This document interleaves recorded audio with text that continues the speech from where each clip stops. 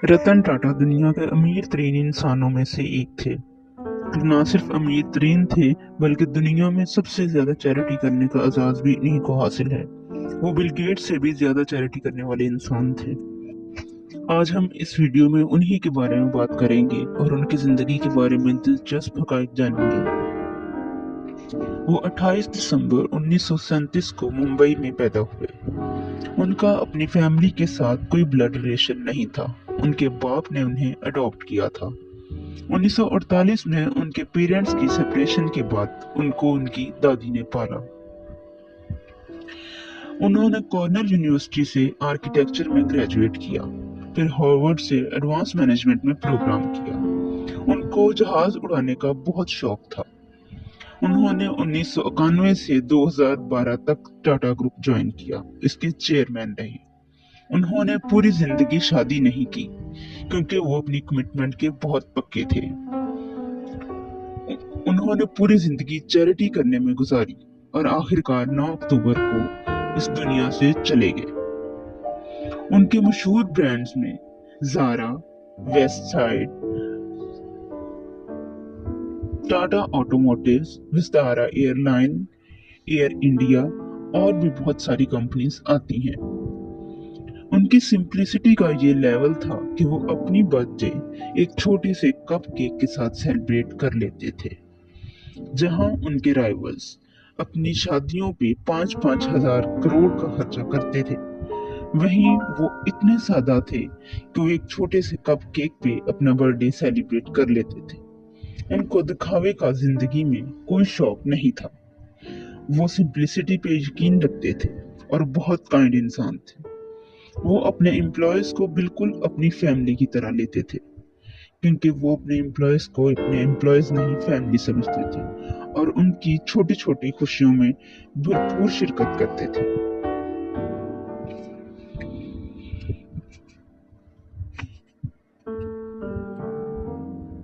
एक दफा का जिक्र है कि एक प्लेन में सफर किया।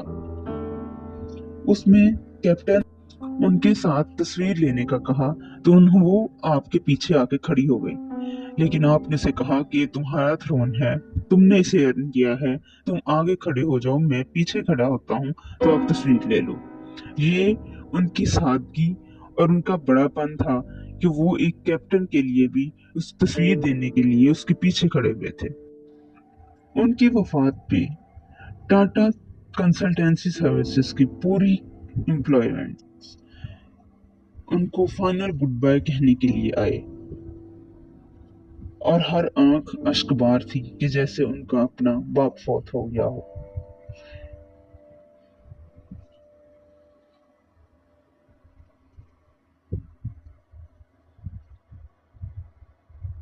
सर टाटा की आखिरी रस्मात में न सिर्फ ईसाइयों ने, हिंदुओं ने और मुसलमानों ने इकट्ठे शिरकत की, बल्कि सब एक ही जगह नजर आए।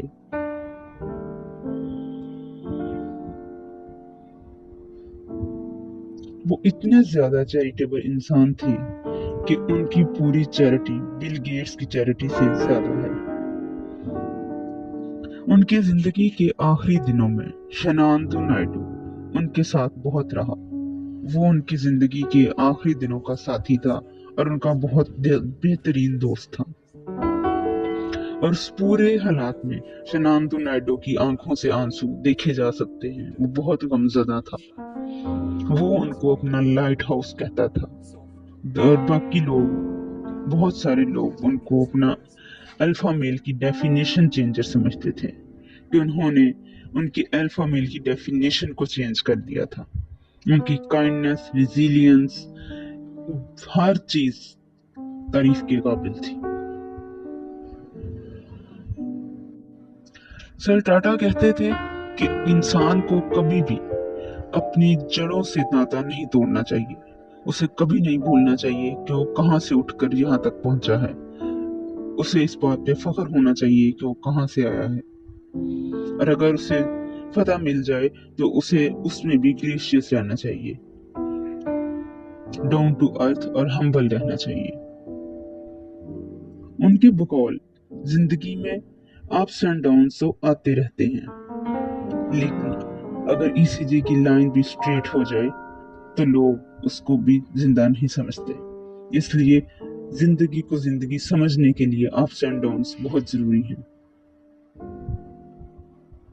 और लोग जो आप पे पत्थर फेंकते हैं, आप उनको चुन लें और उनको अपनी रास्ते की रुकावटें समझने की बजाय उनसे एक महल तमीर करें, एक मोनूमेंट तमीर करें। उनकी जिंदगी के तजुर्बात बहुत बेहतरीन थे और दूसरों के लिए उनके एक एक लफ्ज में नसीहत मौजूद है।